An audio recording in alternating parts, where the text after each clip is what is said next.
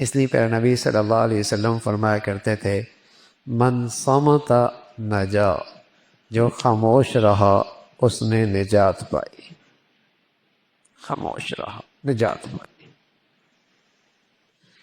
من حسن اسلام المرء ترکہ ما لا یعنی، آپ علیہ الصلوۃ والسلام فرما رہے ہیں کہ آدمی کے اسلامیت کا حسن و کمال، حسن و کمال، اس کا جمال کس چیز میں ہے کہ جو چیز ضروری نہیں، مفید نہیں، اس کو چھوڑ دے۔ جو چیز مفید نہیں، ضروری نہیں، اسے چھوڑ دے۔ یہ آدمی کے اسلام کا حسن ہے، اس کا کمال ہے، اس کی خوبصورتی ہے۔ انس فرمانے لگے ایک دن اللہ کے نبی صلی اللہ علیہ وسلم نے ابو ذر سے کہا، ابو ذر میں تجھے دو ایسی خصلتیں بتاتا ہوں جو پشت پر بہت ہلکی پھلکی لیکن میزان میں بہت بھاری،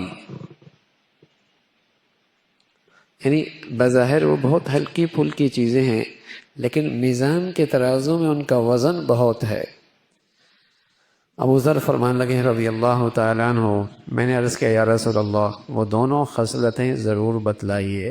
تو پیارے رسول صلی اللہ علیہ وسلم نے فرمایا زیادہ خاموش رہنے کی عادت اور حسن اخلاق۔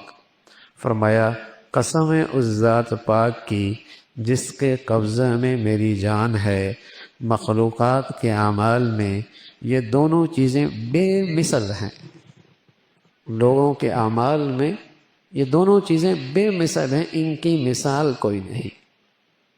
اچھے اخلاق اور کم بولنے کی عادت۔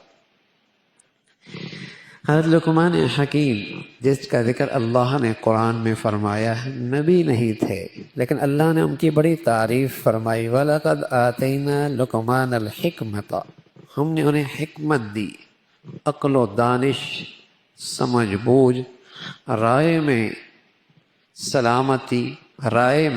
سلامتی، دین کی فہم میں بلندی۔ غلام تھے، سیاہ رنگ کے تھے، غلام تھے، سیاہ رنگ کے تھے، ہونٹ موٹے موٹے تھے۔ ایک مرتبہ بیٹھے ہوئے ایک شخص آیا، کہنے لگے لقمان تم وہی نہیں ہو جو ہمارے ساتھ وہ کہیں درس دے رہے تھے، وہ بڑا مجمع لگا ہوا تھا، اللہ کے نبی کے حدیث کا درس چل رہا تھا۔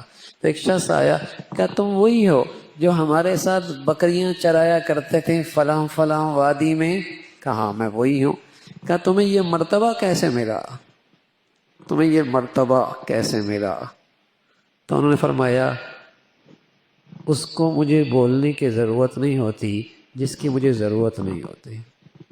کم بولنے کی برکت ہے، کم بولنے کی برکت ہے، اور غیر مفید چیزوں سے اعراض کا نتیجہ ہے کہ اللہ نے مجھے آج کچھ حکمت کی دولت عطا فرما دی۔